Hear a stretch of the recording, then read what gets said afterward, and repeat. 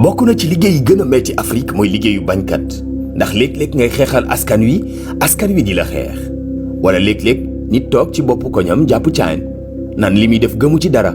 ndax dafa am ku nekk ci ginnaawam. tey ñuy waxtaane kenn koo xam ne conviction am jéggi na dayoo ay principe am defe naa ñépp xam nañ ko muy Guy Marius Sagna. mu ngi gane si àdduna le 29 janvier 1979 foofa ca Etomé dans la région de Ziguinchor. Guy Marius Sagna c'est un travailleur social bi ñu rattaché ci ministère de la santé et de l'action sociale. ba muy def baccalauréat moom Guy mention assez bien la ca génne. jaar na ci diir bu gàtt ci faculté des sciences juridiques et politiques bu université Cheikh Anta Diop bu Dakar waaye taxu ko yàgg mu dem ci école bi ñuy woowee école nationale de développement social et sanitaire mu génn fa ak diplôme ndax xarañteem. foofale grève lañu ko fa ràññee woon moom ak ay xaritam teel naa bëgg engagement ci xolam. léeg-léeg étudiant ñàkk xaalis di ut ay liggéey yu ndaw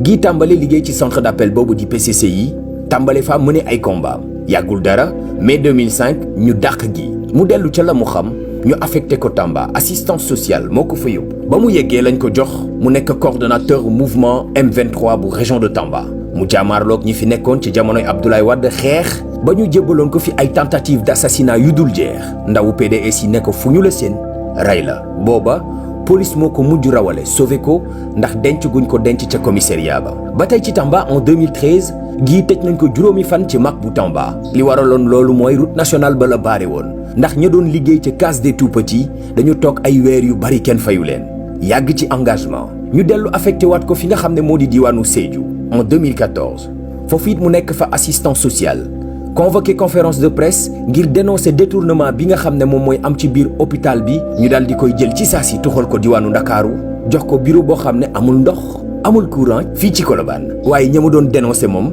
ba tey kenn defu leen dara yenn ci service su état bi ne ko bureau bi nga nekk wóorul te it boo sàgganul musiba mën na la ci fekk ba tey mooy bureau 2014 ba jonni yàllay tey Guy Marius Sagna xeex bu mu dégg ne sénégalais yi ñu ngi cay sonn mu ñëw sembu kook ñoom ndaw bu am lu mu gëm ndax xeex néocolonialisme à travers le contre-sommet de la francophonie lutte contre les APE loolu la indil na ko ay arrêté yu bëri yu ko police jàpp. Guy Marius Sagna père d'une fille bañul français yi ni ko ñu bëri xalaatee nee na bañul américains yi ci ni ko ñu bëri xalaatee li mu bañ mooy impérialisme dafa bëgg réewam am moomeelu boppam loolu ma waral engagement bi dara mënu ko ci jëlee. bi mu amee fukki at ak benn Guy Marius Sagna ay nijaayam dañu créé woon benn mouvement bu tudd Ferñeent boo xam ne idéologie révolutionnaire anti-impérialisme ak socialisme la de masse lañ fa doon doxal lii mooy firndeel ne combat wu Guy Marius Sagna combat bu citoyen la. Guy ñi ko tàggat ay doyen lañ ci politique sol ko ay ngëm-ngëm ñu bëri xamuñu ne Guy Marius Sagna am na parti boo xam ne mu ngi tudd yoonu askan wi parti boobu mboolem mag ñi nga xam ne ñoo nekkee ci gauche sénégalaise bëri na ci ñu ci nekk